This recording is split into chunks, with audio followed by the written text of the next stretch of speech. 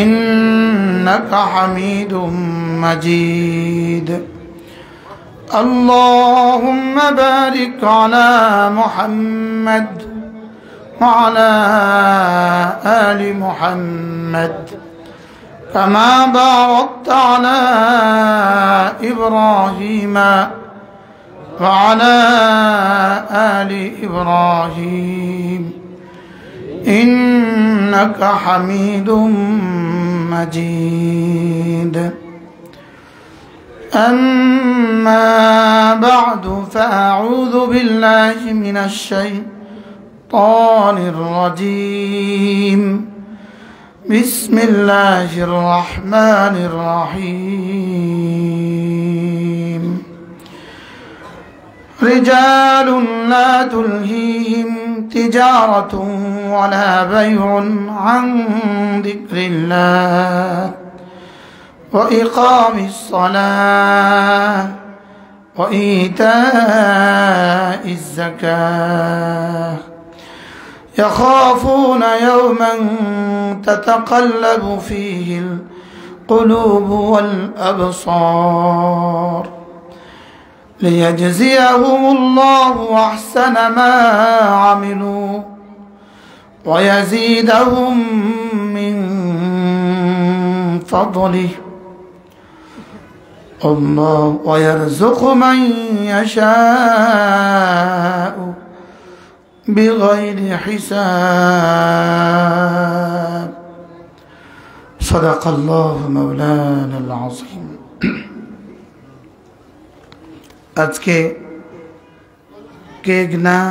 কেগনার খিল উত্তরপাড়া জামি মসজিদ প্রাঙ্গণে যুব সমাজের উদ্যোগে আয়োজিত বাংলা বাজার সোনাইমুড়ি নোয়াখালী কর্তৃক আজকের 14তম বার্ষিক ওয়াজ মাহফিলের শ্রদ্ধেয় সভাপতি, উপস্থিত হাজরাত উলামায়ে ইকরাম, শ্রদ্ধেয় মুরব্বিয়ানে আযম ও আমার যুবক ভাইয়েরা, পর্দার আলের মা ও বোনেরা, আল্লাহ তাআলার অগণিত অসংখ্য প্রশংসা, যিনি দয়া করে মেহেরবানি করে আমাকে আপনাকে কুরআনে কারীমের নিসবতে, দাওয়াত ও তাবলীগের নিসবতে, জিক্র ও ফিকরের নিসবতে একত্রিত হয়ে কুরআনে কারীম থেকে কিছু কথা বলার শোনার তৌফিক দান করেছেন, এজন্য বলি আলহামদুলিল্লাহ।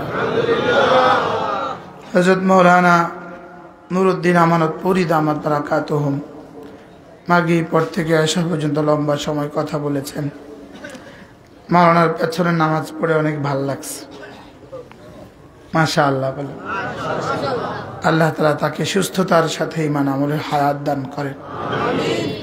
রাসূল করিম সাল্লাল্লাহু তাআলা আলাইহি ওয়াসাল্লামকে সাহাবায়ে কেরাম জিজ্ঞেস করলেন, ইয়া রাসূলুল্লাহ, কোন কিরাত সবচেয়ে সুন্দর? রাসূল জবাবে বললেন, যে কিরাত শুনলে মনে হয় সে আল্লাহকে ভয় করে, এই কিরাত সবচেয়ে সুন্দর। এজন্য মাওলানার কিরাতে মনে হয়েছে এই কথা। আল্লাহ তাআলা মাওলানার হায়াতের মধ্যে বরকত দান করেন। অল্প সময় আপনাদের সামনে আমি আমার পঠিত আয়াতে কারিমার আলোকে দু চারটা কথা বলবো।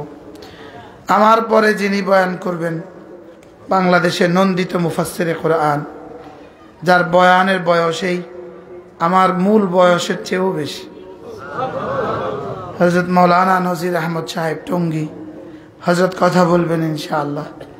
আপনারাও হযরতের কথা শোনার জন্যই আসছেন। হযরত কথা বলবেন। আল্লাহ তাআলা হযরতকে সেহত আফিয়তের সাথে সহি সালামতে আমাদের মধ্যে নিয়ে আসুক। অল্প সময় ইনশাআল্লাহ আপনাদের সামনে আমি আমার পঠিত আয়াতে কারিমার আলোকে কথা বলব। মেরে ভাইও, আমরা যারা আছি, আমরা যারা পৃথিবীতে এখনো যারা আসে নাই, যারা ছিল, যারা আছে, যারা আসবে, সকলের জন্যই আল্লাহ তাআলার ঘোষণা, আল্লাহ তাআলার এলান, পৃথিবীতে মানুষ কারা? পৃথিবীতে মানুষ কারা বলেন? আমরা তো মনে করছি দু পায়ে চলে যারা এরাই মানুষ, কথা বলে যারা এরা মানুষ। আমরা মনে করেছি দু পায়ে চললে মানুষ, হায়ওয়ান নাতেক মানুষ, হায়ওয়ান দাহেক যারা হাসতে পারে তারা মানুষ, হায়ওয়ানে বাকি যারা কাঁদতে পারে তারা মানুষ। লেকিন মূলত রব্বে কারিমের ভাষায় 4 গুণে গুণী যারা আল্লাহ তাআলার দৃষ্টিতে মানুষ শুধু তারা। বলেন 4 গুণে গুণী যারা আল্লাহ তাআলার দৃষ্টিতে মানুষ শুধু তারা। এছাড়া আমরা যত যোগ্যই দেখি, যত দামি মানুষই দেখি, সব দাম এ পারে, ও পারে কোনো দাম নাই। বলেন এই 4 গুণে গুণী ছাড়া, বলেন সমস্ত দামীদের দাম মৃত্যুর আগে, মৃত্যুর পরে আর কোনো দাম নাই। আমরা কি দোনো জায়গায় দামি হতে চাই না এক জায়গায়? আমরা দুনিয়াতেও দামি হতে চাই, আমরা আখিরাতেও দামি হতে চাই। সাহাবা দুনিয়াতেও দামি, আখিরাতেও দামি। তাবেঈন দুনিয়াতেও দামি, আখিরাতেও দামি। তাবেঈন দুনিয়াতেও দামি, আখিরাতেও দামি। পৃথিবীর সমস্ত আল্লাহ ওয়ালারা দুনিয়াতেও দামি, আখিরাতেও দামি। এর বিপরীতে পৃথিবীর সমস্ত নায়ক এ পারে দামি, ও পারে দাম নাই। সমস্ত নায়িকা এ পারে দামি, ও পারে দাম নাই। সমস্ত গায়ক এ পারে দামি, ও পারে দাম নাই। এই 4 গুণে গুণী যদি না হয় তো বক্তা এ পারে দামি, ও পারে দাম নাই। কি বলছি বলেন? কয় গুণে গুণী বলেন? এই 4 গুণে গুণী যদি না হয় তো খতিব এ পারে দামি, ও পারে দাম নাই। 4 গুণে গুণী যদি না হয়, বাইতুল্লাহরও যদি খতিব হয় তো এ পারে দামি, ও পারে দাম নাই। বুঝেন নাই কথা? মনে বলে 4 গুণে গুণী হয়ে যদি রিক্সাওয়ালাও হয় তো দোনো পারে দামি। কি হয়? কয় গুণে গুণী? 4 গুণে গুণী যারা, বলেন আল্লাহ তাআলার কাছে মানুষ শুধু তারা।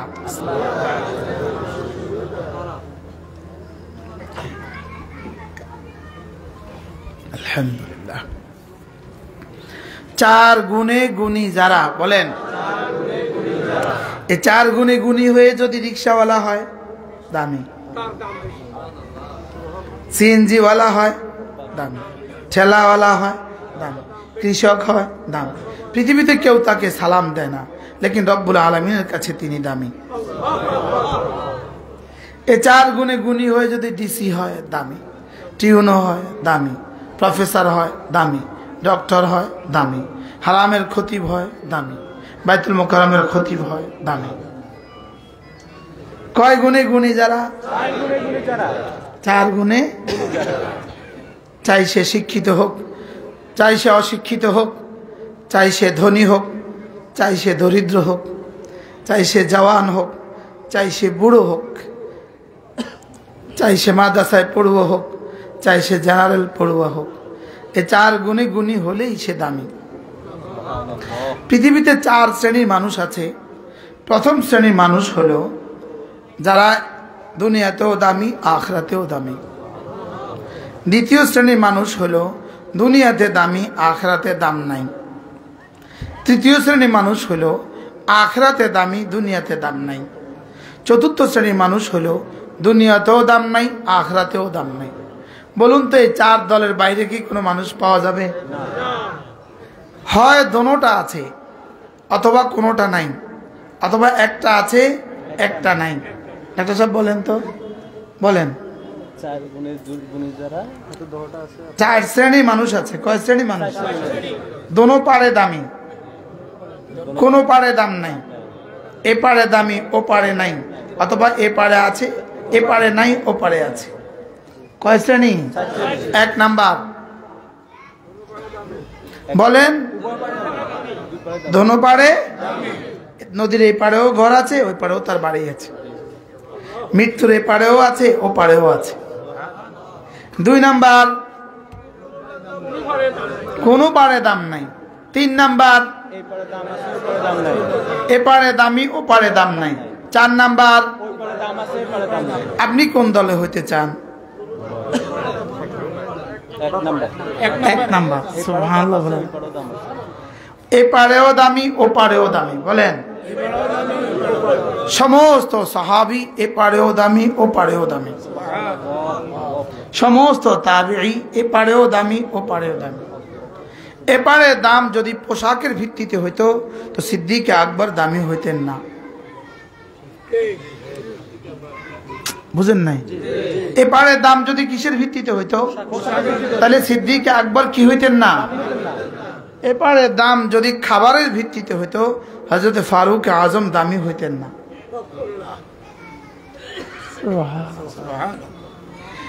এপারে দামি আর ওপারে দামি কে?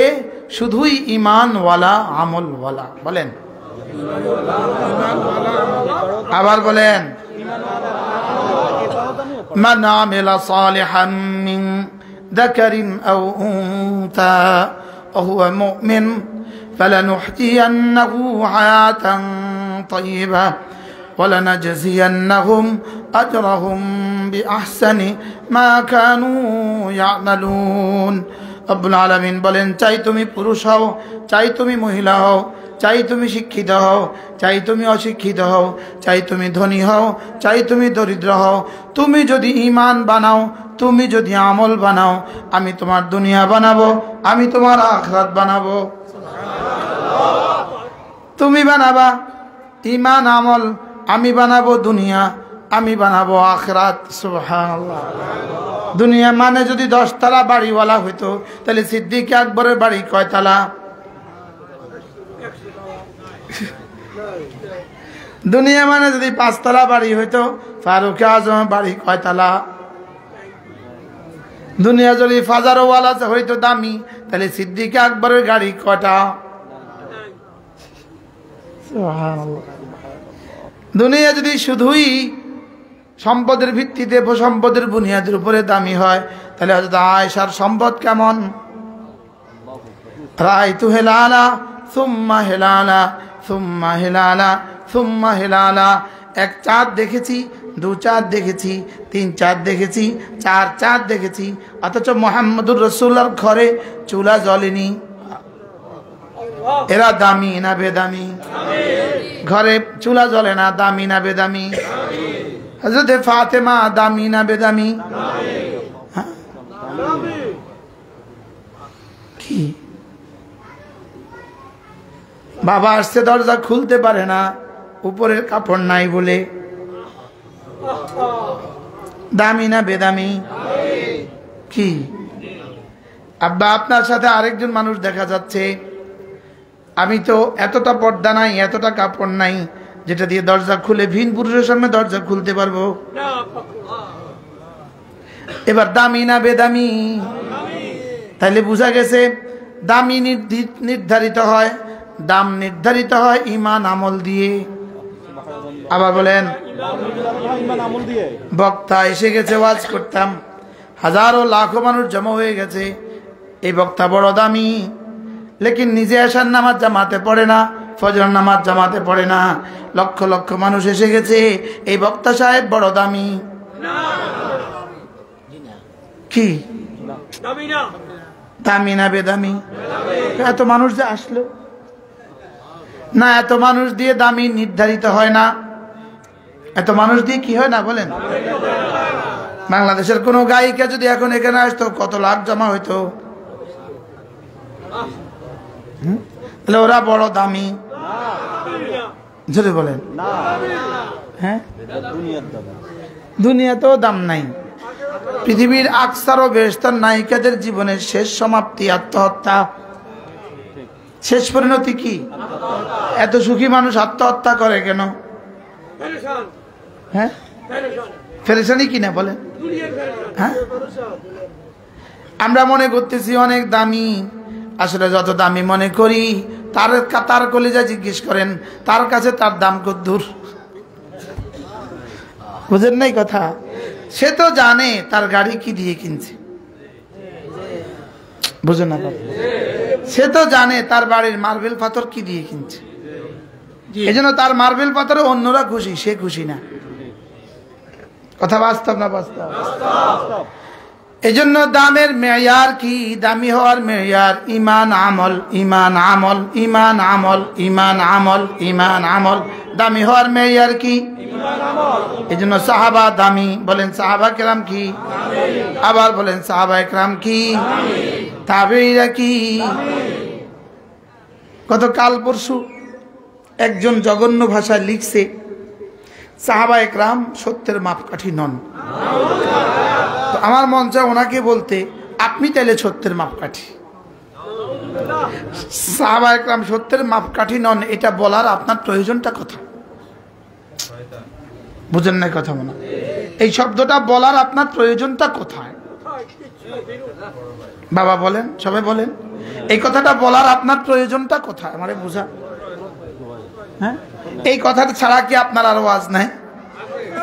সাহাবা একরামের ব্যাপারে বিদ্বেষ ছড়ানো এটা কি ওয়াজের সাবজেক্ট না?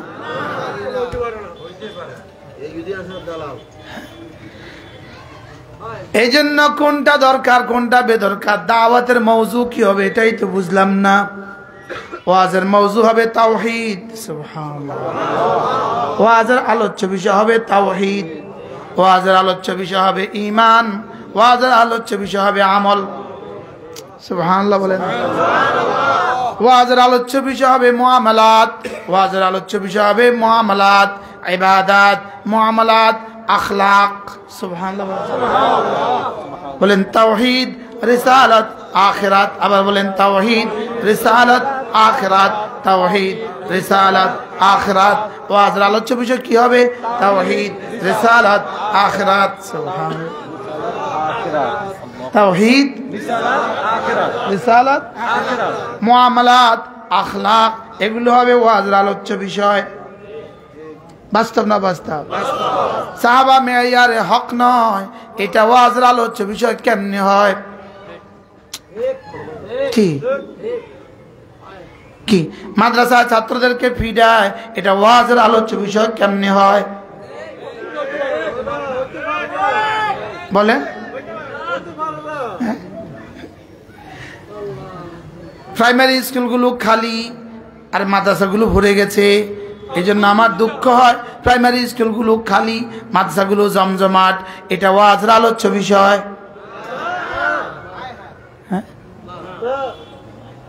ওয়াজের আলোচ্য বিষয় হবে তাওহীদ। বলেন রিসালাত, আখিরাত, তাওহীদ, রিসালাত, আখিরাত। এর ভিতরে কি কি আছে কি কি নাই? তাওহীদ পেয়েছি রাসূল দিয়ে, রাসূল পেয়েছি সাহাবায়ে কেরাম দিয়ে। সুবহানাল্লাহ। রাসূল তাওহীদ পেয়েছি কাকে দিয়ে? রাসূল দিয়ে। আর রাসূল পেয়েছি কাকে দিয়ে? সাহাবায়ে কেরাম দিয়ে। আর সাহাবায়ে কেরাম পেয়েছি কি দিয়ে? উলামায়ে কেরাম দিয়ে।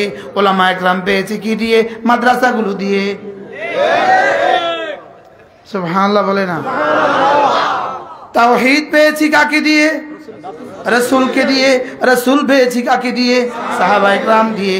সাহাবায়ে কেরাম পেয়েছি কাকে দিয়ে? তাবেঈনদেরকে দিয়ে। তাবেঈন পেয়েছি কাকে দিয়ে? তাবেঈনদেরকে দিয়ে। তাবেঈনদেরকে পেয়েছি কাকে দিয়ে? ইমাম বুখারী, মুসলিম, তিরমিজি, আবু দাউদ, নাসাই, ইমাম মালিককে দিয়ে। এবার তাদেরকে পেয়েছি কি কাকে দিয়ে? উলামায়ে উম্মতকে দিয়ে। এবার উলামায়ে উম্মত পেয়েছি কাকে দিয়ে? মাদারিস দিয়ে। সুবহানাল্লাহ বলবেন। এজন্য মাদারিস থাকবে তো সাহাবায়েদের আজমত থাকবে, মাদারিস থাকবে তাবেঈদের আজমত থাকবে, মাদারিস থাকবে উলামায়ে উম্মত থাকবে, উলামায়ে উম্মত থাকবে বুখারী, মুসলিম, তিরমিজি, আবু দাউদ থাকবে, আর হুফাজে কেরাম থাকবে, কোরআন কারীম থাকবে। সুবহানাল্লাহ।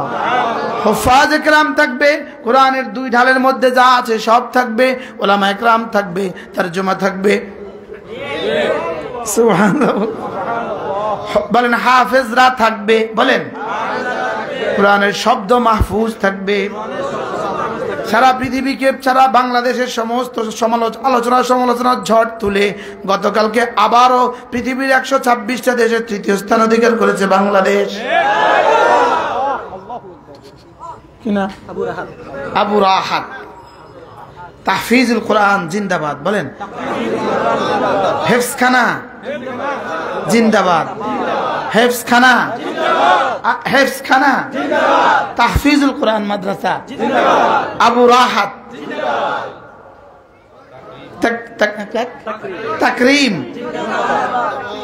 ইনশাআল্লাহ এভাবে তৈরি হতে থাকবে। মুতু বিগাইজিকুম, তোমরা তো পারলে না একটা তৈরি করতে, তোমরা তো পারো নাই কিছু বানাতে, তোমরা তো পারো নাই কি কিছু বানাতে, বলে না তোমরা তো পারো নাই কি? 3 রুমে মাদ্রাসা হয় কেন? তুমি 3 রুম বানিয়েই দেখাও না। কি কি বলছি বুঝেন না মনে? মার্কেটে মাদ্রাসা হয় কেন? তুমি একটা বানাইয়াই দেখাও। কি তুমি একটা বড় খেলার মাঠ দিয়ে একটা মাদ্রাসা বানাইয়া দেখাও, আমিও কিছু চান্দা দিয়ে দিমু। কি বলছি বলেন?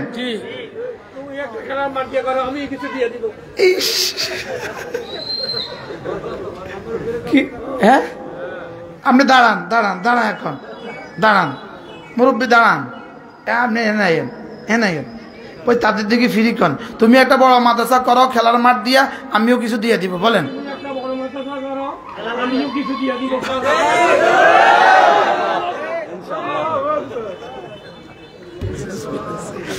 আল্লাহ ইনার হায়াতের মধ্যে বরকত দান, আল্লাহ আপনাকে সুস্থতার এক জীবন দান। আমরা বড় খেলার মাঠ দিয়ে পারি না, এই জন্য ছোট্ট একটা করছি। তুমি পারলে বড় একটা করে দেখাও, অসুবিধা কি? আমরা কি এতে নারাজ হব? কি হ্যাঁ আমরা খুশি হব না নারাজ হব? তো তোমারটা হবে এই আশা আমার ছোটটা আমি বন্ধ করে দিতাম। তোমার একটা গাছ লাগাইলে ওটা বড় হবে এই আশা আমি আমার ছোটটা কাটি ফেলতাম। এই জন্য তাওহীদ রিসালাত আখিরাত, তাওহীদ রিসালাত আখিরাত, লা ইলাহা ইল্লাল্লাহ, লা ইলাহা ইল্লাল্লাহ, লা ইলাহা ইল্লাল্লাহ, লা ইলাহা ইল্লাল্লাহ। আমি ব্যক্তিগতভাবে আমি প্রাইমারি স্কুলে পড়েছি। ছোটবেলা আমি নুরানি মাছে পড়তে পারি নাই, হেফজখানায় পড়তে পারি নাই। তা আমি ব্যক্তিগতভাবে আমি যেহেতু প্রাইমারি স্কুলে পড়েছি, আমার কোরআন শরীফে ছিল দুর্বলতা। আমি কোরআনে কারীম বিশুদ্ধ তেলাওয়াত পারতাম না। এরপরে আব্বা আলিয়া মাদ্রাসায় ভর্তি করাইয়া দিলেন। আমি ভর্তি হইলাম ক্লাস 4-এ। কোথায়? 5 থেকে গিয়ে আলিয়া মাদ্রাসায় ভর্তি হইলাম কি ক্লাস 4-এ। সেখানে 30 পারা বিশুদ্ধ তেলাওয়াত করার নিজাম ছিল না। বলেন নিজাম কি? আমি আপনাদের কথা বলছি না, আমার অভিজ্ঞতার কথা বলছি। আমি কি করছি বলেন? ক্লাস 5 পাস করে কোথায় আসলাম? কোন ক্লাসে ভর্তি হলাম? ক্লাস 4-এ। কিন্তু ওখানেও কোরআনে কারীমের বিশুদ্ধ তেলাওয়াত শিখতে পারি নাই। এরপরে কি এখানেও 30 পারার বিশুদ্ধ তেলাওয়াতের নিজাম কি পুরো ছিল না, পুরো কি ছিল না। একজন কেরাত কারি সাহেব ছিলেন, আল্লাহ তার কবরকে জান্নাতের টুকরো বানিয়ে দেন। মনোহরগঞ্জ বাড়ি, কোন থানা? কারি হানিফ সাহেব। আরে কিশোর ক দিয়ে একটা মার্কেট বাজার আছে না, কাশীপুর মাদ্রাসার পেছনে আমার হুজুরের বাড়ি। তো হুজুর রহমতুল্লাহ আলাই আমাদেরকে সবক ওয়াইজ, সবকে ক্লাসে সপ্তাহে 3 ঘন্টা 45 মিনিট ঘন্টা করে আমরা কোরআন শরীফ পড়ছি। এতে কোরআনে কারীমের বিশুদ্ধ হয় নাই। কি হয় নাই বলেন?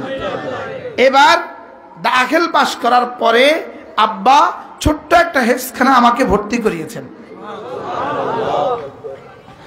লক্ষ্মীপুর কেরানি বাড়ির সামনে একটা লামচরি তাহফিজুল কোরআন মাদ্রাসা। এই মাদ্রাসা আব্বা দিয়েছেন কবে? দাখিল পাস করার পরে, পরীক্ষা দেওয়ার পরে। পরীক্ষা থেকে রেজাল্ট পর্যন্ত এই 3 মাসে আমি 5 পারা হেফজ করেছি, এবং ওইটাই আমার জীবনের পুঁজি।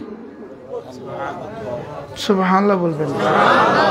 এরপরে আমি আলেম পাস করি, এরপরে আমি ফাজল পাস করি, এরপরে আমি কামেল পাস করি, এরপরে আমি বাংলাদেশে দাওরা হাদিস পড়ি, এরপরে দেওবন্দ আমি দাওরা পড়ি, এরপরে দেওবন্দ আমি ইফতা পড়ি।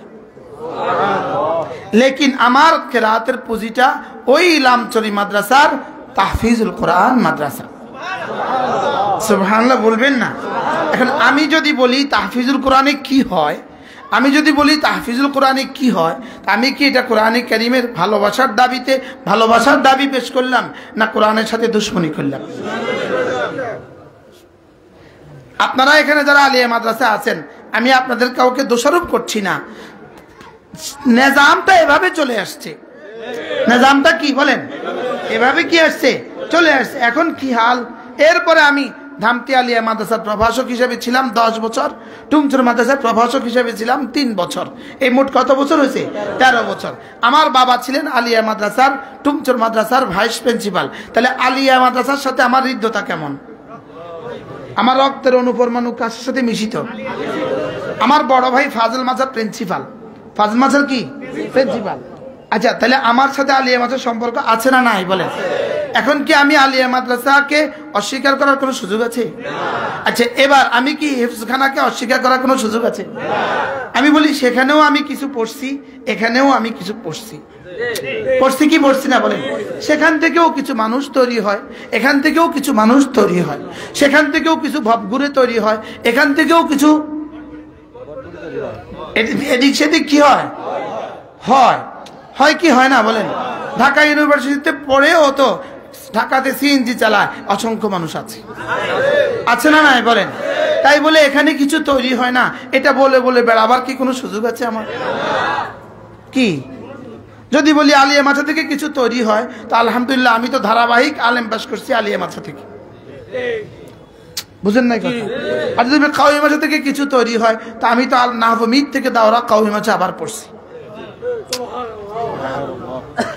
আমি বুঝাইতে পারি নাই, কিন্তু দোনো দলের জন্য কোরআনে কারীমের বিশুদ্ধ তেলাওয়াত জরুরি। কোরআনে কারীমের বিশুদ্ধ তেলাওয়াত কি কারণ সহজ ভাষায় তাওহীদ শিখেছি রাসূল দিয়ে, রাসূল শিখেছি সাহাবায়ে কেরাম দিয়ে, সাহাবায়ে কেরামকে শিখেছি তাবেঈনকে দিয়ে, তাবেঈনদেরকে আমরা জেনেছি তাবেঈনকে দিয়ে।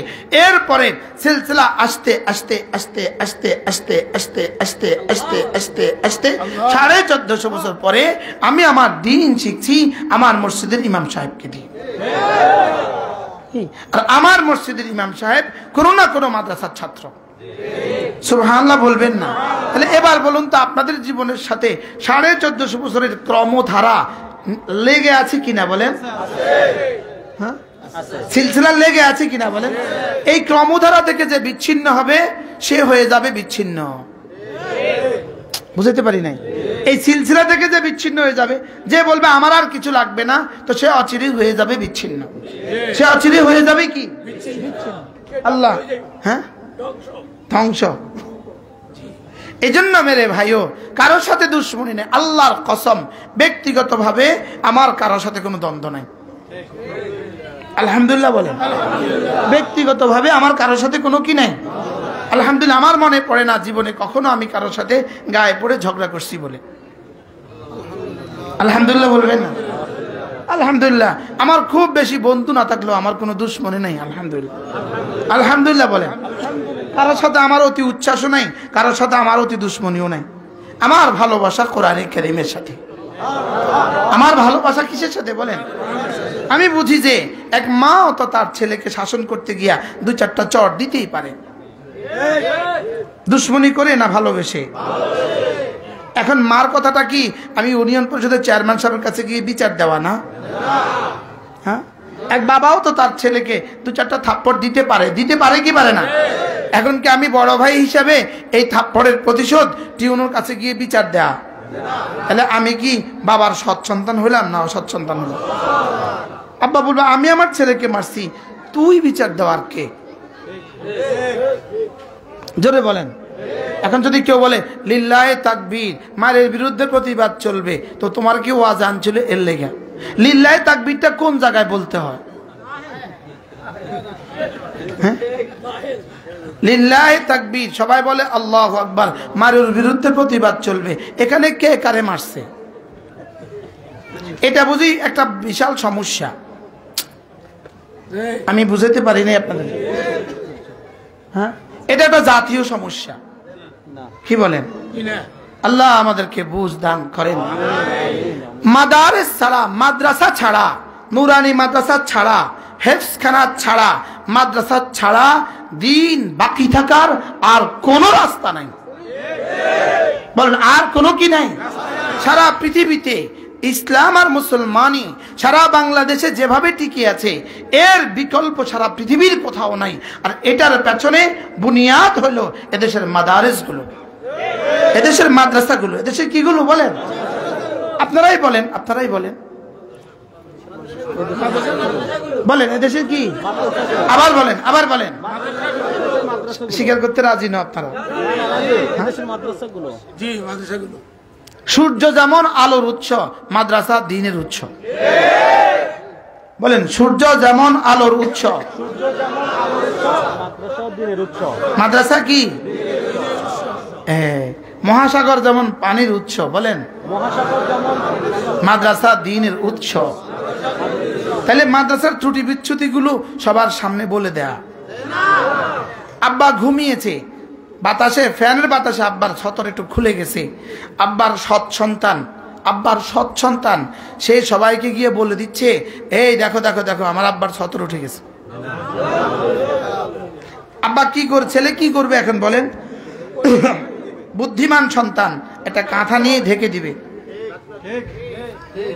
কি জীবনে কোনোদিন কাউকে বলবে না। এটা হলো বুদ্ধিমান সন্তান, সুবহানাল্লাহ বলবেন। আর যদি এদ্দুর বুদ্ধি না থাকে তাহলে কমপক্ষে কি করবে? দরজাটা লাগায়া দিবে। কি বলছি বলেন? আর কেউ যেন, আর যদি রাস্তায় গিয়া সবাই দেখায়, ঢোল পিটায় দেয়, এটা সুসন্তান না কুসন্তান? কোরআন দিয়েই জীবনটা শেষ করলাম, তাফসীরুল কোরআন মাহফিলে আমি বয়ান করলাম, আর আমি শুধুই কোরআনের মাদ্রাসাগুলোর বদনাম করে বেড়ালাম। আমি কোরআনের সুসন্তান কি? আমি কোরআনের পক্ষের বড় শক্তি, জোরে বলেন। আমি কোরআনের পক্ষের অনেক বড় শক্তি। রব যদি গজবে চলে আসে কি করব আমরা বলেন? এজন্য মেরে ভাইও, ওয়াজের আলোচ্য বিষয় তাওহীদ, বলেন রিসালাত, আখিরাত, তাওহীদ, রিসালাত, আখিরাত। এগুলো বলতে বলতে কিয়ামত পর্যন্ত বললেও তো শেষ হবে না। হ্যাঁ, من عمل صالحا من ذكر أو أنثى وهو مؤمن فلنحيينه حياة طيبة ولنجزينهم أجرهم بأحسن ما كانوا يعملون। রব্বুল আলামিন বলেন, চাই তুমি পুরুষ হও চাই তুমি মহিলা হও, তুমি যদি ঈমান বানাও, তুমি যদি আমল বানাও, আমি তোমার দুনিয়া বানাবো, আমি তোমার আখিরাত বানাবো। কি সহজ না? আমি কি বানাবো? লা ইলাহা ইল্লাল্লাহ, লা ইলাহা ইল্লাল্লাহ, লা ইলাহা ইল্লাল্লাহ, লা ইলাহা ইল্লাল্লাহ, লা ইলাহা ইল্লাল্লাহ মুহাম্মাদুর রাসূলুল্লাহ সাল্লাল্লাহু আলাইহি ওয়াসাল্লাম। عن أبي الدرداء رضي الله تعالى عنه أنه قال قال رسول الله صلى الله عليه وسلم من قال لا إله إلا الله 100 مرة لم يبعثه الله يوم القيامة إلا ووجهه كالقمر في ليلة البدر أو كما قال عليه الصلاة والسلام। আল্লাহ নবী ইরশাদ করেন, ও আমার উম্মতেরা শুনো, তোমাদের মধ্যে কেউ যদি প্রতিদিন 100 বার করে কালেমায়ে তয়্যিবা পড়ো, আমি নবী কথা দিলাম আল্লাহ তাআলা তাকে হাসরের ময়দানে তুলবেন না, অবশ্যই তুলবেন, তার চেহারা হবে পূর্ণিমার চাঁদের মতো। সুবহানাল্লাহ। কতবার? 100 বার। কি?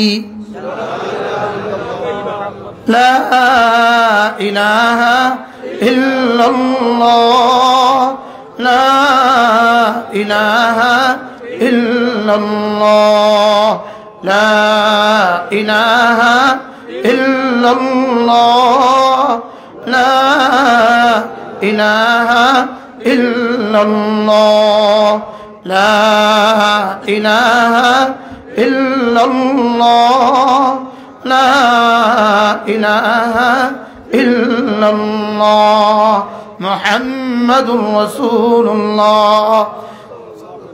আপনার মোবাইলে যদি ফোন আসে সঙ্গে সঙ্গে আপনার মোবাইলে যেমন রিং বাজে, আপনি যখন এই কালিমায়ে তয়্যিবা পড়বেন সঙ্গে সঙ্গে আরশ আজিমে রিং বাজে। সুবহানাল্লাহ। আরশ আজিমে কি বাজে? এবার রব জিজ্ঞেস করেন, কে তুমি আওয়াজ করছো? আপনার ঘরের চতুর্পাশ যদি কেউ গুনগুন করে, আপনি রাতের অন্ধকারে কি বলবেন? কে রে? কেউ? কোন দেশি এটা? কেউ কে গারে খুঁজছে কিরে? রাসূল বলেন, যখন এই বান্দা তাসবিহ পড়ে, তাহমিদ পড়ে, তাকবীর পড়ে, তাহলিল পড়ে, সঙ্গে সঙ্গে বলে হুন্না দাবিউন কাদাবিন নাহাল ইয়ানআতিফনা হাওলাল আরশ। এগুলো আরশের চতুর্দিকে ঘুরে আর গুনগুন করে কি যেন বলে। আল্লাহ তাআলা জিজ্ঞেস করেন, কে গারে? কেউ? কে তুমি? আল্লাহ। সঙ্গে সঙ্গে বলে, আমি আপনার বন্ধুর তাসবিহ, আমি আপনার বন্ধুর তাহমিদ, আমি আপনার বন্ধুর তাকবীর, আমি আপনার বন্ধুর তাহলিল, আমি আপনার বন্ধুর সুবহানাল্লাহ, আমি আপনার বন্ধুর আলহামদুলিল্লাহ, আমি আপনার বন্ধুর আল্লাহু আকবার, আমি আপনার বন্ধুর লা ইলাহা ইল্লাল্লাহ। এবার রাসূল বলেন, তোমাদের মধ্যে কেউ যদি চাও প্রতিদিন 1000 বার তোমার নামটা তোমার রবের কাছে উচ্চারিত হোক, সেজন্য বেশি বেশি করে এগুলো পড়ে। কি? সেজন্য বেশি বেশি করে এগুলো পড়ে। সুবহানাল্লাহ বলে। এবার এই হাদিস শোনার পরে কতবার পড়া উচিত? কি? মোবাইলে ফোন ঢুকছে, যেমন ধরেন মোবাইলে ফোন রিং শুরু হয়ে গেছে। রিং কি? রিং শুরু হয়ে গেছে, আলহামদুলিল্লাহ। রিং রিসিভ পর্যন্ত 10 বার হয়ে গেছে। সুবহানাল্লাহ বলবেন না, মানে বুঝেন না আপনারা কথা কি বলছি। রিং শুরু হয়ে গেছে, রিং শুরু হইলেই রিসিভ করা যায় না, এটা অপেক্ষা করে কি করতে হয়? এই অপেক্ষা পর্যন্ত 10 বার সুবহানাল্লাহ হয়ে যায়। একটা সময় আমার ঘরে মোটর চালাতে হতো, মোটর। এখন তো অটো চালানো লাগে না, এখন অটো হয়ে গেছে। তো মোটর চালাইতে লাগতো 4 মিনিট। কত মিনিট? তখন তো সাবমার্সিবল ছিল না, ওই যে ওগুলো ছিল না, কি না, 1.5 ঘোড়া মোটর ছিল, তো লাগতো 4 মিনিট। তা আমি ঘড়ি ধইরা 4 মিনিট দিতাম, যেন পানি পড়ার আগেই বন্ধ হয়, ঠিক 4 মিনিট দিতাম। এবার কি করলাম, ঠিক 4 মিনিট ঘড়ি ধরে ধরে তাসবিহ ঠিক করে নিলাম। এবার মোবাইল থো, মোটর দাও, তাসবিহ শুরু করো, এতবার শেষ, বন্ধ করো। সুবহানাল্লাহ বলবেন না? উচিত তো ছিল জীবনের সব ক্ষেত্রেই নিজের জীবনকে এভাবে সাজানো, উচিত ছিল কিনা বলেন? আপনি হাত খেতে কাজ করি, আমরা কাস্তেকার মানুষ, খেতে কাজ করি। আচ্ছা, আপনার খেতে কাজ করেন হাতে, আপনার জিহ্বায় কি খাচ্ছে? কি ভাই? আপনি রিক্সা চালান হাতে পায়ে, আপনার জিহ্বায় কি খাচ্ছে? আপনি সিএনজি চালান হাতে পায়ে, আপনার জিহ্বায় কি খাচ্ছে? আপনি মোটরসাইকেল চালান হাতে পায়ে, আপনার জিহ্বায় কি খাচ্ছে? সুবহানাল্লাহ বলেন। মা বোন আপনি কি করেন? মা বোন আপনি আলু কুটেন, আপনি জিহ্বায় কি খাচ্ছে? জিহ্বাতে রব কোনো ডিউটি দেন নাই, শুধুই জিকিরের জন্য। এজন্যই মায়ের পেটে রব্বুল আলামিন মায়ের রক্ত দিয়ে আমাকে বানিয়েছেন, লেকিন মায়ের রক্ত আমার জিহ্বা দিয়ে যেতে দেন নাই, নাভি দিয়ে যাওয়ার ব্যবস্থা করেছেন। সুবহানাল্লাহ বলবেন না? নাভি দিয়ে দেওয়ার ব্যবস্থা করেছেন, জিহ্বা দিয়ে ব্যবস্থা করেন নাই কেন? রব যেন বলেন, জিহ্বাকে বানিয়েছি আমার পবিত্র নাম নেওয়ার জন্য। এজন্যই কুলু মিনাত তাইয়্যিবাত, এজন্যই কুলু মিনাত তাইয়্যিবাত, এজন্যই পবিত্র পবিত্র খানা খাও।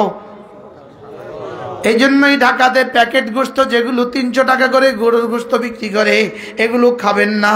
এগুলো কে জবা করেছে জানা নাই, আর কিসের গোস্ত তাও জানা নাই। আমি কি বুঝাইতে পারছি? বলেন, কে জবা করেছে জানা নাই, বলেন, আর কিসের গোস্ত জানা নাই, বিসমিল্লাহ পড়েছে কিনা জানা নাই। ওয়ালা তাকুলু মিম্মা লাম ইউযকার ইসমুল্লাহি আলাইহি, যেগুলোর উপরে বিসমিল্লাহ পড়া হয় নাই এগুলো খেও না। তাহলে ওই গরুর গোশততে ইন্ডিয়া থেকে আসা, বিদেশ থেকে আসা গরুর গোশত কে জবাই করেছে জানা নাই। ইন্ডিয়া থেকে আসা মুরগির প্যাকেট কে জবাই করেছে জানা নাই। এজন্য আমার খাওয়ার সুযোগ নাই। হালাল বা হারাম ফতোয়া দিব না, তবে আমি খাবো না। কি বলছি বলেন? হালাল বা হারাম ফতোয়া দিচ্ছি না, তবে আমি কি করব না বলেন? কেন খাবেন না বলেন? এই জন্য আমি বিদেশে গেলে কোনো গোশত খাই না, কোনো গোশত খাই না। শুধু সৌদি আরব গেলে ওটের গোশত খাই। ওট নিশ্চিতভাবে এদেশে জবাই হয়েছে। কথা বুঝা আসছে কিনা? ওটের গোশতটা যেহেতু সৌদি আরব নিজস্ব প্রাণী, নিজস্ব কি জবের জায়গা আছে, আর ওখানে নিশ্চিতভাবে বলা যায় মুসলিম জবাই করেছে। কথা বুঝা আসছে কিনা বলেন? এই জন্য যেখানেই সন্দেহ হয় এটা খাবো না। সুবহানাল্লাহ বলবেন না? এই জন্য দেখেন, নামাজের শর্ত কি? শরীর পাক, কাপড় পাক, নামাজের জায়গা পাক। বলেন, শরীর পাক, কাপড় পাক, নামাজের জায়গা পাক। সাথে সাথে আরেকটাও আছে, এই তিনটা দিয়ে নামাজ সহি হয়, আরেকটা দিয়ে নামাজ কবুল হয়। নিজের শরীরে দৌড়ানো, নিজের শরীরে ছুটন্ত রক্ত পাক। সুবহানাল্লাহ বলেন।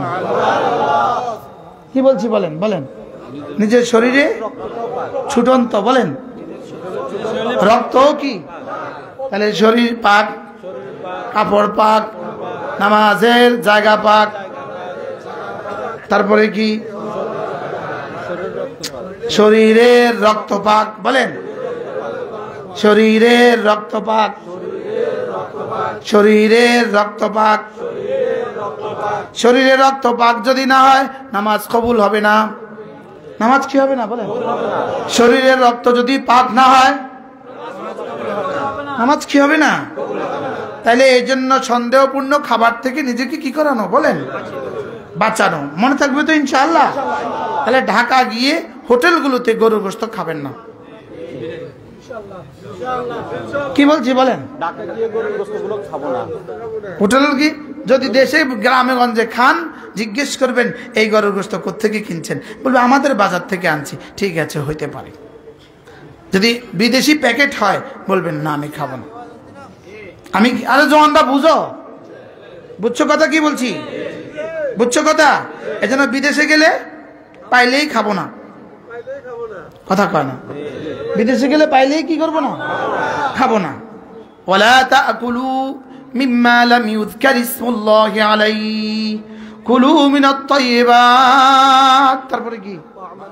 ওয়া আমালু সালিহা, পবিত্র খানা খাও এবং নেক আমল করো। তাহলে তারপরে কি? আশকুরু লিল্লাহ, পবিত্র খানা খাও, নেক আমল করো, আর আল্লাহর শুকর আদায় করো। সুবহানাল্লাহ। তাহলে বোঝা গেছে পবিত্র খানার সাথে নেক আমলের বড় সম্পর্ক আছে। কুত্তার গোশত, শুয়োরের গোশত এগুলো হারাম কেন? সবচেয়ে বড় দলিল, বড় কারণ হলো এগুলো বড় নির্লজ্জ প্রাণী, এগুলো বড় অসভ্য প্রাণী। বলেন, এগুলো বড় কি? আরো জোরে বলেন, এগুলো বড় কি? নির্লজ্জ প্রাণী, অসভ্য প্রাণী। এই প্রাণীগুলোর গোশত খাওয়ার দ্বারা মানুষ অসভ্য হয়। কি হয় বলেন? এজন্য যুগ যুগ ধরে এগুলো খাওয়ায়া শেষ পর্যন্ত পুরো আরব বিশ্বকে অসভ্য করার জন্যই যা করা হয়েছে সব করা হয়েছে, শুধু এগুলোর কাপড় ছিনিয়ে নেওয়ার জন্য। বলেন, কি কি কাপড় কি? আবার আগে নিষিদ্ধ গাছের গোশত, আগে নিষিদ্ধ গাছের ফল খাওয়াইলো, এরপরে কাপড় খসে গেল। বুঝেন নাই কথা? নিষিদ্ধ গাছের ফল খাইলো, বলেন, এরপরে কি হয়ে গেল? কাপড় তাইলে বোঝা গেছে নিষিদ্ধ বস্তু খাওয়ার দ্বারা মানুষ নির্লজ্জ হয়, হায়া চলে যায়। আমি কি বুঝাইতে পারছি? সবাই বুঝছেন? কোন প্রসঙ্গে কথা আসলো? এর আগে ভুলে গেছে। ঈমান আমল বলেন, আবার বলেন ঈমান। ঈমান, তাহলে ঈমানের কালিমা মনে আছে আপনাদের? ডেলি কতবার বলেন? ইনশাআল্লাহ বলেন ইনশাআল্লাহ। 2 নাম্বার জিম্মাদারি, 2 নাম্বার কাজ আমলে সালেহ। ঈমান আর আমলে সালেহ। আমলে সালেহের 1 নাম্বার নামাজ। বলেন আমলে সালেহের 1 নাম্বার কি? এজন্য নামাজ নাই তার কিছু নাই। বলেন নামাজ দ্বীনের জন্য কেমন, শরীরের জন্য মাথা যেমন। শরীরের জন্য মাথা যেমন। বলেন দ্বীনের জন্য নামাজ কেমন? বলেন দ্বীনের জন্য নামাজ কেমন? শরীরের জন্য মাথা যেমন। মাথা ছাড়া যেমন শরীরের কল্পনাও করা যায় না, নামাজ ছাড়া দ্বীনের কল্পনাও করা যায় না। নামাজ দ্বীনের জন্য কেমন? ঘরের জন্য ফিলার যেমন। বলেন ঘরের জন্য কি? ঘরের জন্য ফিলার যেমন। নামাজ দ্বীনের জন্য কেমন? ঘরের জন্য ফিলার যেমন। মনে থাকবে ইনশাআল্লাহ। জওয়ানরা মুরব্বীরা হাত তুলবেন না, ওলামা ইকরামও হাত তুলবেন না। জওয়ানরা হাত তুলে ওয়াদা করেন আজ থেকে 5 ওয়াক্ত নামাজ পড়বো ইনশাআল্লাহ। বলেন ইনশাআল্লাহ, বলেন ইনশাআল্লাহ। এক সোজা বুকে নিয়ে যান হাত, ওয়াদা করেন যে আল্লাহ, বুকে হাত দিয়ে ওয়াদা করছি আজ থেকে আর নামাজ ছাড়বো না ইনশাআল্লাহ। বলেন ইনশাআল্লাহ। আল্লাহ তৌফিক দান করেন। আল্লাহ আমি আপনার বন্ধুদের কান পর্যন্ত দিয়েছি, আপনি দিল পর্যন্ত দিয়ে দেন। কত ওয়াক্ত পড়বো? কোন ওয়াক্ত দিয়ে শুরু? আবার বলেন রাকাতা সালাতিল ফজরে। রাসূল বলেন ফজরের 2 রাকাত নামাজ, ফজরের 2 রাকাত নামাজ খায়রুম মিনাদ দুনিয়া ওয়া মা ফিহা। দুনিয়ার মধ্যে যা আছে তার চেয়েও দামি। আচ্ছা খেলা দেখতে যদি রাত 3টা পর্যন্ত জাগতে পারো বন্ধু, তাহলে ফজরের নামাজের জন্য কবে তুমি জাগছো? কি রাত 2টো বাজে ঘুমালে আর ফজর পড়তে পারবা না? তোমাকে 2টো বাজে ঘুমাতে বললো কে? কি ভাই? আমি নিজে করছি, কেউ বলেনি। রাকাতা সালাতিল ফজরে, ফজরের 2 রাকাত নামাজ খায়রুম মিনাদ দুনিয়া ওয়া মা ফিহা। দুনিয়ার মধ্যে যা আছে তার চেয়েও ভারী। আল্লাহর নবী বলেন মান সাল্লা সালাতাল ফজরে ফাহুয়া ফি জিম্মাতিল্লাহ। যে ফজরের নামাজ পড়লো আল্লাহর জিম্মাদারিতে ঢুকে গেল। আল্লাহর জিম্মাদারিতে যে ঢুকে গেল তার রিজিকের জিম্মাদার আল্লাহ, তার সুস্থতার জিম্মাদার আল্লাহ, তার দুনিয়ার জিম্মাদার আল্লাহ, তার কবরের জিম্মাদার আল্লাহ, হাসরের জিম্মাদার আল্লাহ, মিজানের জিম্মাদার আল্লাহ, ফুলসিরাতের জিম্মাদার আল্লাহ, জান্নাতের জিম্মাদার আল্লাহ। আর এর বিপরীতে যে ফজর পড়লো না তার রিজিকের জিম্মাদারও আল্লাহ না, তার হায়াতের জিম্মাদারও আল্লাহ না, তার মওতের জিম্মাদারও আল্লাহ না, তার কবরের জিম্মাদারও আল্লাহ না, তার হাসরের জিম্মাদারও আল্লাহ না। আল্লাহ যদি তোমার জিম্মাদার না হয়, বলো বন্ধু তোমার জিম্মাদার কে? পড়বো তো ইনশাআল্লাহ।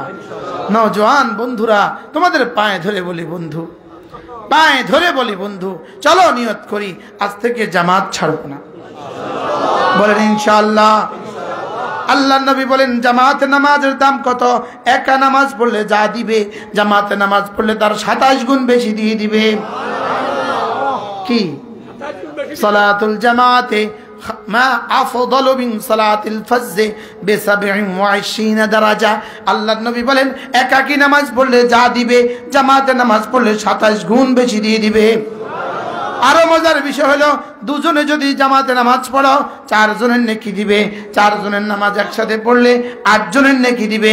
8 জনে একসাথে জামাতে নামাজ পড়লে 100 জনের নেকি দিবে। 8 জনে 100, তাহলে 100 জনে কত? 1000 জনে কত? 1000, 1 লাখে কত? আজ থেকে জামাতে নামাজ পড়বো ইনশাআল্লাহ। ফজরের নামাজও ইনশাআল্লাহ। বল আল্লাহর নবী বলেন এশার নামাজ এবং ফজরের নামাজ মুনাফিকের জন্য বড় ভারী, মুনাফিকের জন্য বড় ভারী, মুমিনের জন্য বড় সহজ। মুমিনের জন্য বড় কি? মুনাফিকের জন্য কি? আজীব বিষয় হলো মেট্রিকে যখন প্রশ্নপত্র হয়, দাখিলে যখন প্রশ্নপত্র হয়, এতটা কঠিন হয় না, পারনেওয়ালাও পারে না, আর এতটা সহজ হয় না যে পড়ে না সেও পারে। বুঝেন না? যে সারা বছর পড়ে নাই সেও পারে, এত সহজ হয়। আর এত কঠিনও হয় না।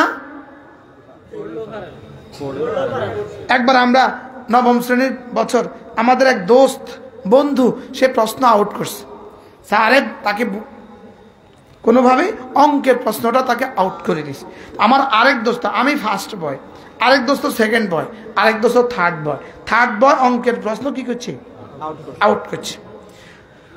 এখন আমার সেকেন্ড বয় বন্ধুটা বলতেছে, মোস্তাক ভাই শুনছেন, অমুকে তো প্রশ্ন আউট করছে। আমি বলি, তোর কোনো অসুবিধা আছে? তোমার কোনো অসুবিধা আছে? সে প্রশ্ন আউট করছে, আমরা বই আউট করছি। সে প্রশ্ন আউট করছে, তো সে প্রশ্ন পরীক্ষা দিবে 100 নাম্বার। আমি তো পুরো বই আউট করছি, যেখান দিয়ে দিবে এখান দিয়ে পারবো। তোর অসুবিধাটা কত? কি বলছি? পরীক্ষা এত সহজ হয় না যে সবাই পারে, এত কঠিন হয় না। ফজরের নামাজ একটা পরীক্ষা, এটা এত সহজ না যে মুনাফিকও পারে, আর এটা এত কঠিন না যে মুমিনও পারে না। সুবহানাল্লাহ বলে না? কি কোন খতিব সাহেব যদি বাড়িতে গিয়ে নামাজ না পড়ে, কোন বক্তা সাহেব যদি বাড়িতে গিয়ে নামাজ না পড়ে, আচ্ছা এবার আল্লাহর কাছে তার দাম কত? হ্যাঁ জোরে বলে। এখন আমি এটা বলছি কারো সমালোচনা করে নাকি সকলকে নামাজ পড়ার জন্য? এখন বলবে উনিও আমাকে বলছে আমি নাকি বেনামাজি, ইউটিউবে পেজ লাগাই দিব, হুজুর অমুককে বলছে উনি বেনামাজি। আমি এটা বলছি, কি বলছি বলেন? হ্যাঁ, সবাই যেন ফজর নামাজ কি পড়বো তো ইনশাআল্লাহ। আমাদের জন্য এটা বেশি কঠিন। আমি গতকালকে শুয়েছি 3:30টায়। কয়টায়? ঠিক 3:30টায় শুয়েছি। আচ্ছা এবার বলুন তো ফজর নামাজটা কঠিন কেমন? হ্যাঁ আলহামদুলিল্লাহ, শুকর আদায়ের জন্য বলি, আমার বিবিকে জিজ্ঞেস করবেন, ওনার আমার বিবির 22 বছরের বিবাহিত জীবনে আমাকে কোনোদিন ফজরের জামাত ছুটতে দেখছে কিনা? আলহামদুলিল্লাহ বলবেন।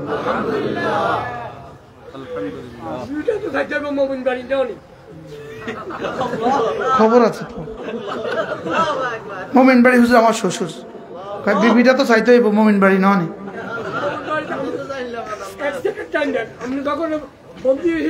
তখন আমি সেখানে মোমিন বাড়ি, সবাই রোজা রাখছে, সবাই মহিলারা কাঁদে, প্রতি ঘরে ঘরে রোজা রাখছে।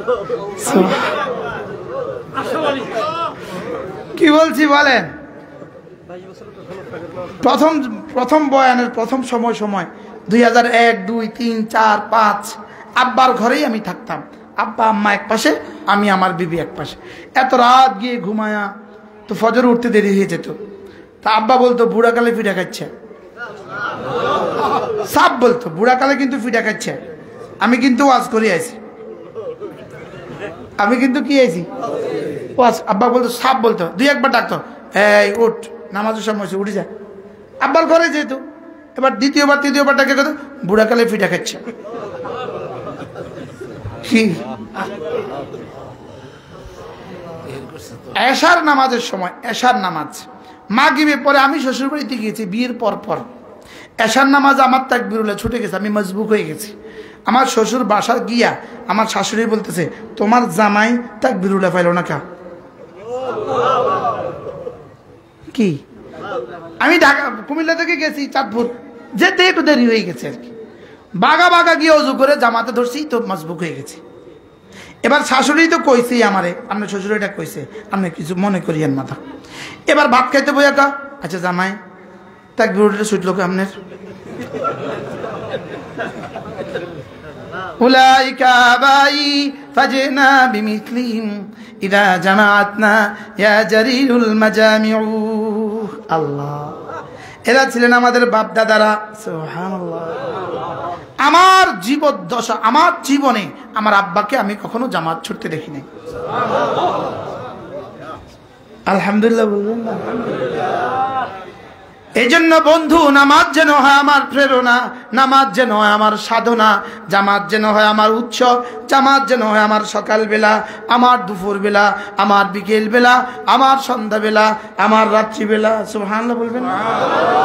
এটা কিচ্ছা শুনাই, দুটো কিচ্ছা শুনাই আপনাদেরকে, দুইটা কিচ্ছা শুনাই।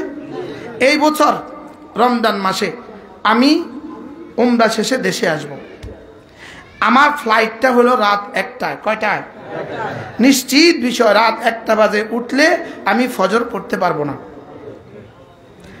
আমি যাওয়ার আগে যাত্রাবাড়ির হযরত মাওলানা মাহমুদুল হাসান দামাত বারাকাতুহুম হযরতের সাথে আমি দেখা করতে গেছি।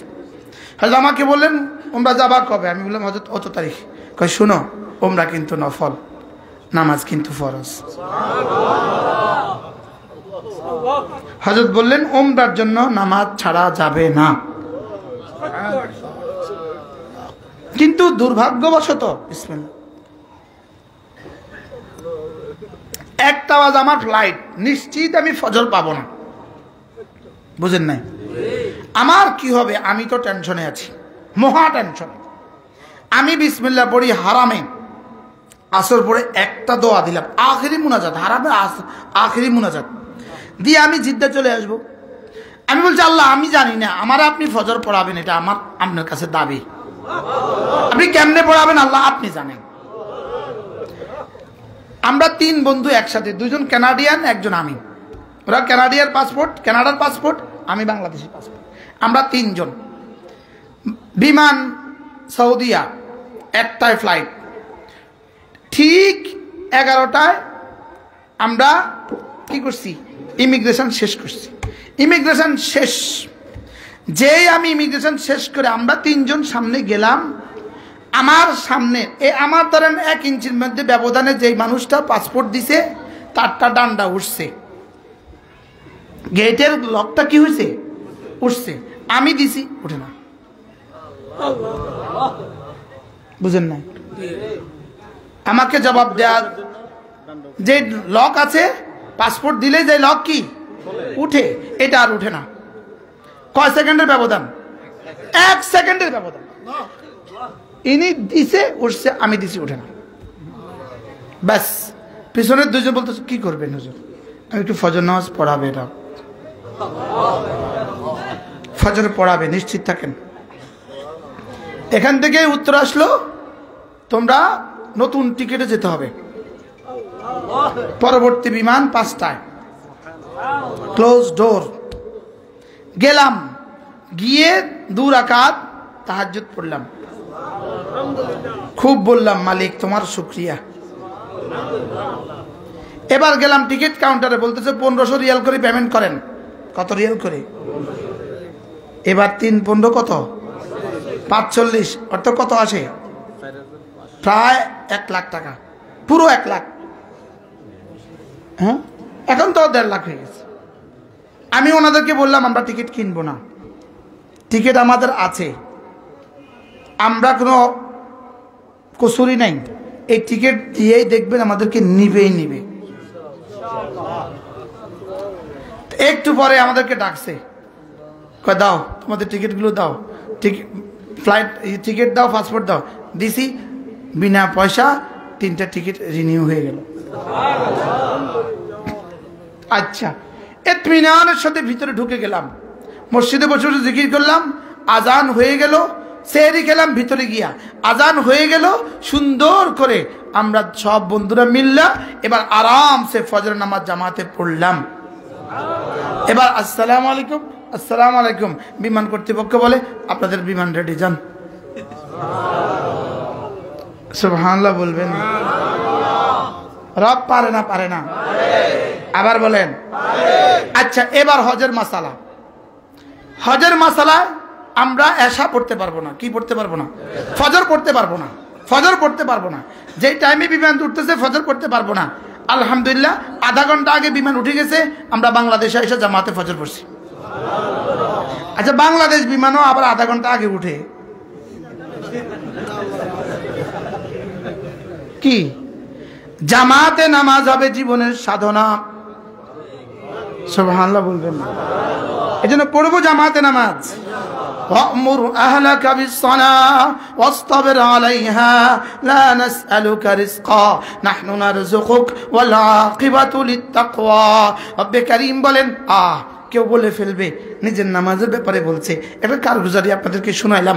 ওমা উবাররিউ নাফসি ইন্নান নাফসা লাআম্মারাতুম বিসসু। আমার রব যেন আমার জীবনের শেষ নামাজটাও জামাতের সাথে পড়ার তৌফিক দান করেন। আমিন। বলেন ইনশাআল্লাহ। ডাক্তার বলেন ইনশাআল্লাহ। উলামা ইকরাম বলেন ইনশাআল্লাহ। ওয়া'মুর আহলাকা বিস-সালাহ ওয়াসতাবির আলাইহা লা নাসআলুকা রিজকা নাহনু নারযুকুক ওয়াল আকিবাতু লিত-তাকওয়া। রব্বুল আলামিন বলেন, হাবিব আপনি নিজেও নামাজ পড়ুন এবং নামাজের কথা বলুন, নিজেও নামাজ পড়ুন এবং নামাজের কথা বলুন। কথা দিলাম আপনার মুখে লোকমা তুলে দেওয়ার দায়িত্ব আমার। নাহনু নারযুকুক বলেন, নাহনু নারযুকুক ওয়াল আকিবাতু লিত-তাকওয়া। আপনার মুখে লোকমা তুলে দেওয়ার দায়িত্ব আমার, জামাতে নামাজ পড়ার দায়িত্ব আমার, আমার মুখে লোকমা তুলে দেওয়ার দায়িত্ব আরশ আজিমের মালিকের। সুবহানাল্লাহ বলবেন না? এই জন্য রিক্সা চালাতে চালাতে যেন নামাজ ছুটে না যায়, সিএনজি চালাতে চালাতে যেন নামাজ ছুটে না যায়, ঠেলা চালাতে চালাতে যেন নামাজ ছুটে না যায়, আলু তুলতে তুলতে নামাজ ছুটে না যায়, ধান কাটতে কাটতে নামাজ ছুটে না যায়, রান্না করতে করতে নামাজ ছুটে না যায়। ইনশাআল্লাহ বলে না ইনশাআল্লাহ। রিজিকের জিম্মাদার রিক্সা না রিজিকের জিম্মাদার আল্লাহ? কি রিজিকের জিম্মাদার গরু না রিজিকের জিম্মাদার আল্লাহ? এই জন্য আমি মনে করছি রিজিকের জিম্মাদার বুঝি সিএনজি, এটা থেকে বুঝি রিজিক আসে না, এটা থেকে রিজিক আসে না। অফিস সামাই রিজকুকুম ওয়া মা তুআদুন। রিজিক আসমানে। রিজিক কোথায়? আবার বলেন রিজিক কোথায়? কাঁঠাল গাছ থেকে কাঁঠাল হয় না আসমান থেকে কাঁঠাল আসে? সুবহানাল্লাহ বলেন না? বলেন আসমান থেকে, বলো আসমান থেকে। জমিন হয়ে কাঁঠাল গাছ দিয়ে কাঁঠাল আমারে দেয়। যেখান থেকে হতে দেখি সেখান থেকে হয় না, যেখান থেকে হয় সেখানে দেখা যায় না। কি হয়? এই জন্যই দেখবেন সিএনজিওয়ালা ভদ্রলোক, সিএনজি ড্রাইভার সাহেব, ইনি নামাজের জন্য টাইম নাই। বাকি হলো যে এবার সিএনজি ফিলিং স্টেশনে গিয়া 2 ঘন্টা বসে থাকতে কোনো অসুবিধা নাই। কি যখন সিএনজি ফিলিং স্টেশনে 2 ঘন্টা 3 ঘন্টা বসে থাকতে হইতো, তখনও আলহামদুলিল্লাহ আমার কোনোদিন 2টা-3টা গাড়ি অপেক্ষা করতে হয় নাই। আলহামদুলিল্লাহ বলবেন না? আমি বলি মসজিদেও সময় দিতাম, আবার ফিলিং স্টেশনেও সময় দিতাম না। বুঝেন না? ওখানেও আউয়াল ওয়াক্ত, ওখানেও সবার আগে মসজিদে যাইতাম, এখানেও আবার স্টেশনে অপেক্ষা করতাম। বিষয়টা কি? সুবহানাল্লাহ বলবেন না? আমি বলি বন্ধু, মসজিদে টাইম লাগা বাজে, মসজিদে টাইম লাগা বাজে, বাহিরে বেহুদা টাইম তাকে আর দিতে হবে না। রব বলবেন আমি তোর কফিল, আমি তোর কি? এই দিন যেদিন তেলের দাম বাড়ছে, এদিন কি হয়েছে জানেননি? যেদিন প্রথম দিন তেলের দাম বাড়ছে, সারা বাংলাদেশের সব গাড়ি, সব ফিলিং স্টেশনে জাম লাগছে কিনা বলেন? কি পরিমাণ? যেদিন দাম বাড়ছে আর কি, বুদ্ধি আছে অবশ্য, বাড়াইছে 40 টাকা, বাড়াইছে কত জানি, আর কমাইছে 5 টাকা। সুন্দর বুদ্ধি আছে। কমছে কমছে, হ কমছে, ঠিক আছে তো, কমছে তো, কি হয়েছে বলেন না? কমছে তো, কমছে না? কি আমি গেছি তেলের লেগা ঠিক 12:15টার দিকে, আমার ধারণাই ছিল না হাজার হাজার মোটরসাইকেল, গাড়ি, মোটরসাইকেল, প্রত্যেকটা ফিলিং স্টেশন, আমার তো ধারণা নাই। আমরা গেছি তেল আনতে, আমরা সফর থেকে কেমনি ঢুকাবে, কেমনি কি করবে, কোনো উপায় নাই। তেলও তো লাগবে, তো দাঁড়াইছি, দেখি যে 2 গাড়ি পুলিশ আছে। একটা পুলিশ আছে, হুজুর কি লেগে আইছেন? তেলের লেগে। হুজুর আমার লাগাই সুন্দর করে নিয়ে হুজুর তেল লাম।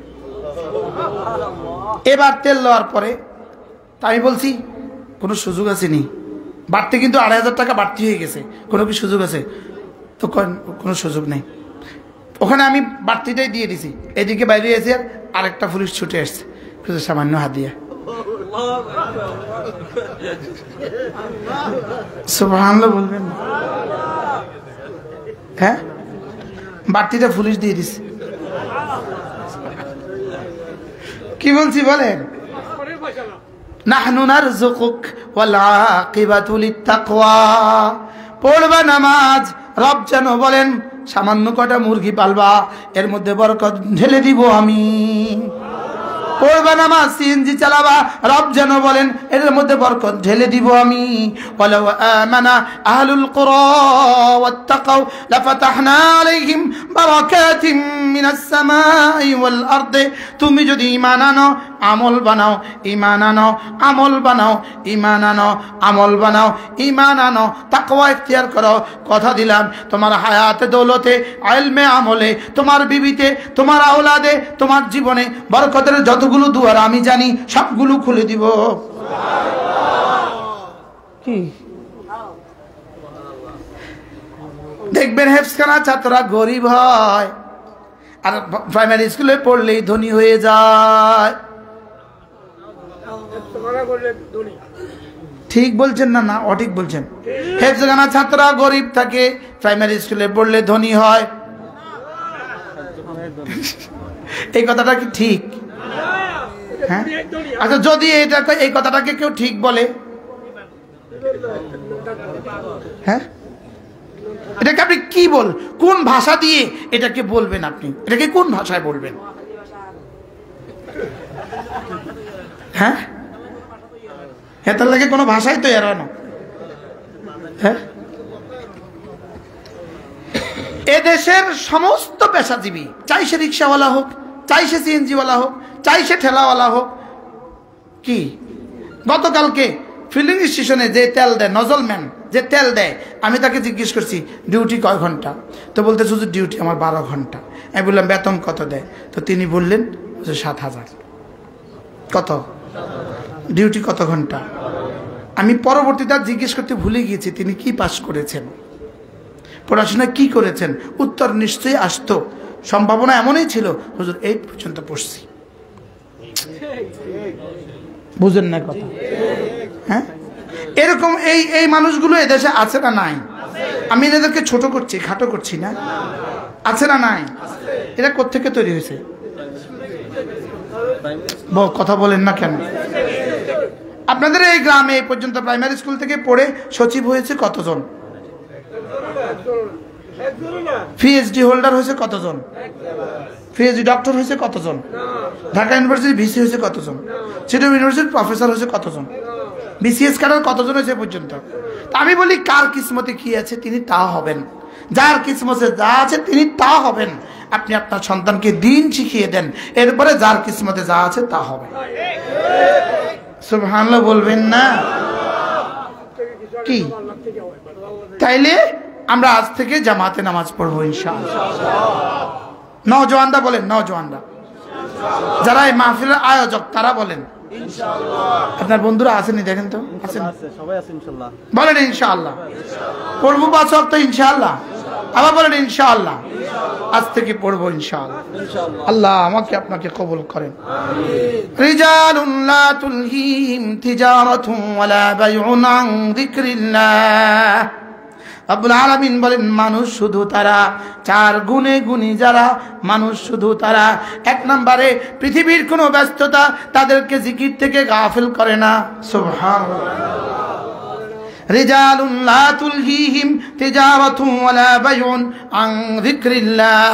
কোন ব্যস্ততা তাদেরকে জিকির থেকে গাফিল করে না। বাজারে গেলেও এরা আল্লাহকে ভুলে না, দোকানে গেলেও আল্লাহকে ভুলে না, খেতে গেলেও আল্লাহকে ভুলে না, এরা আল্লাহকে ভুলে না। মানুষ শুধু তারা আল্লাহকে ভুলে থাকে না যারা। সুবহানাল্লাহ। খেতে গেলে আল্লাহকে ভুলে গেছে। আল্লাহ যেন বলেন তোমাদের দৃষ্টিতে এটা মানুষ হলেও আমার দৃষ্টিতে এটা মানুষ না। কি ভাই? তাহলে আল্লাহকে ভুলে না যারা, বলেন বলেন বলেন। রিজালুন মানুষ শুধু তারা, লা তুলহিহিম তিজারাতুন ওয়ালা বাইউন আন যিকরিল্লাহ। আল্লাহর জিকির থেকে গাফিল হয় না যারা। তাহলে রাস্তায় ওরা আল্লাহর কথা মনে রাখে, বিদেশে এরা আল্লাহর কথা মনে রাখে, অফিসে এরা আল্লাহর কথা মনে রাখে, রাজনৈতিক মঞ্চে এরা আল্লাহর কথা মনে রাখে। সুবহানাল্লাহ বলে না? এদের দফতরও এরা আল্লাহকে ভুলে না। বলেন, দফতরও এরা আল্লাহকে কি ভুলে না। 24 ঘন্টার জিন্দেগি এদের দিলে এই কথা থাকে, আল্লাহু হাজিরি আল্লাহু নাজিরি আল্লাহু মাই আল্লাহু হাজিরি আল্লাহু নাজিরি আল্লাহু মাই। এদের দিলে এই কথা থাকে, আল্লাহ আমাকে দেখেন, আল্লাহ আমার সাথে আছেন, আল্লাহ আমাকে দেখেন, আল্লাহ আমার সাথে আছেন। বলেন, আল্লাহ আমাকে দেখেন, আল্লাহ আমার সাথে আছেন। এই ইউটিউবের বন্ধুরা, তোমাদেরকেও পায়ে ধরে বলি, তোমরা যারা আমাদের বয়ানগুলো রেকর্ড করছো, এতটা লম্বা সময় তোমরা বয়ান শুনছো, আবার গিয়ে 3-4 বার করে করে রিভিশন দিয়ে দিয়ে এ বয়ান কারেকশন করে তোমরা ছেড়ে দিচ্ছ উম্মতের জন্য। তোমরাও যদি নামাজ পড়ো এবং তোমরাও যদি এই বয়ানগুলোকে শুধুই উম্মতের হেদায়েতের নিয়তে বানাও, তো তোমাদের যে টাকা আসার সেটা তো আসবেই, পাশাপাশি তুমি আল্লাহর ওলি নিশ্চিত হয়ে যাবে। কি ভাই, আমি কি বুঝাইতে পারছি আপনাদেরকে? তাহলে ইউটিউবার বন্ধুরা, আপনাদেরকে নাহনু কাসামনা বাইনাহুমুল মাইশা, আপনাদেরকে এখান পর্যন্ত পৌঁছিয়ে দিয়েছি, কিন্তু আপনার রব সুবহানাল্লাহ বলেন, আপনি ওই রিক্সাওয়ালার মতো হয়ে গেলেন, রিজিকের হবে। এবার লাভ কত হবে? অস্ট্রেলিয়ার কোনো দ্বীপে কোনো মা আপনার বয়ান শুনবে, আর ওই মা বয়ান শুনে নামাজ ধরে ফেলেছে, আপনি পুরো সওয়াব পেয়ে গেছেন। আর আমি সব সময় বলি, মেয়েরা যারা আমাদের বয়ান শুনবেন, আমাদের বয়ান মোবাইল উপর করে শুনবেন। কোনো নারী আমাদের বয়ান দেখে দেখে শোনা জায়েজ হবে না। কথা কি বুঝাইতে পারছি? তা আপনারা হাও বললেন না, নাও বললেন না, ঠিক তো বললেন না, আকামে না ঠিক কইতে পারেন। জি, কি আমাদের মা বোনরা আমাদের বয়ান শুনবেন কিভাবে? মোবাইল উপর করে না, চেহারা দেখে দেখে বয়ান শুনবেন। শুনলেন ওয়াজ, করলেন কবিরা গুনাহ, করলেন কি কবিরা গুনাহ। আপনারা ওয়াজ শুন রেকর্ডিং করতে আসলেন আর নামাজ ছেড়ে দিলেন, করলেন ওয়াজ রেকর্ডিং, হয়ে গেল কবিরা গুনাহ। নাউজুবিল্লাহ বলে না।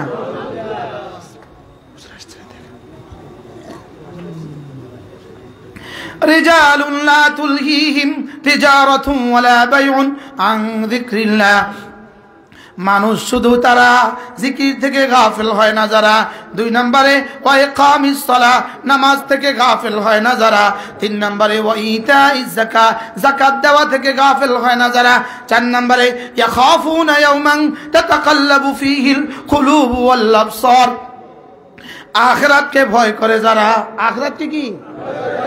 তাহলে কয় গুণে গুণী যারা, জিকির থেকে গাফিল হয় না যারা, নামাজ থেকে গাফিল হয় না যারা, যাকাত থেকে গাফিল হয় না যারা, আখিরাতকে ভয় করে যারা। হুজুর আসছেন? বলেন হুজুর এসে গেছে, বলেন আলহামদুলিল্লাহ। আজ থেকে নিশ্চিত করেন 6 তাসবিহ 5 ওয়াক্ত নামাজ পড়বো ইনশাআল্লাহ। এরপরে 6 তাসবিহ আদায় করব। কয় তাসবিহ? সুবহানাল্লাহ 100 বার, আলহামদুলিল্লাহ 100 বার, আল্লাহু আকবার 100 বার, লা ইলাহা ইল্লাল্লাহ 100 বার, যে কোনো একটা দুরূদ শরীফ 100 বার, ইস্তিগফার 100 বার। বলেন ইনশাআল্লাহ। করব তো ইনশাআল্লাহ। হযরত মাওলানা নজির আহমদ সাহেব হুজুর এসে গেছেন, আল্লাহ হুজুরের হায়াতের মধ্যে বরকত দান করেন। আল্লাহ তাআলা আমাদেরকে কোরআনের বর্ণনা, কোরআনে বর্ণিত মানুষ হওয়ার তৌফিক দান করেন ইনশাআল্লাহ। হুজুর এসে গেছেন, বয়ান তো হুজুর করবেন, এটা হলো বয়ানের জাদুঘর। ইন্না মিনাল বায়ানি লাসিহরা, আল্লাহ আমার হুজুরের হায়াতের মধ্যে বরকত দান করেন। আমি আগেই বলছিলাম আপনাদেরকে, আমার বয়ানের বয়স নয়, আমার গোটা বয়স